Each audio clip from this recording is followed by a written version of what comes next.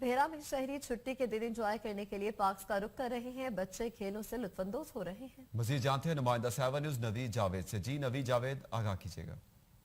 बिल्कुल, छुट्टी के रोज तहसील भेरा में गहमा गहमी पार्क्स और ग्राउंड में ज़्यादा देखने को मिल रही है। हफ्ते भर की मसरूफियत के बाद शहरियों की कोशिश होती है कि संडे को फंडे में बदल दें और इतवार के दिन को भरपूर तरीके से मनाएं। छोटे बड़े संडे को फंडे मनाने के लिए पार्क का रुख कर रहे हैं, तो वहीं कुछ शहरी पिकनिक मनाने के लिए दरियाए जेलम का रुख करते भी नज़र आते हैं। इस वक्त हमारे साथ एक शहरी मौजूद हैं। इस सिलसिले में मज़ीद इनसे जानते हैं कि वो संडे को फंडे कैसे बना रहे हैं। जी जी, आज छुट्टी का दिन है। हफ्ते भर की मसरूफ़ियत के बाद ये एक वाहिद दिन होता है जो फैमिली को टाइम दिया जाए और बच्चों को पार्क्स वगैरह में लेके जाए ताकि वो एंजॉय कर सकें। लेकिन ये भेरे का वाहिद पार्क है। यहाँ झूले वगैरह टूटे हुए हैं। हमारी आला हकाम से अपील है कि काइंडली इसको थोड़ा इम्प्रूवमेंट की तरफ लाया जाए।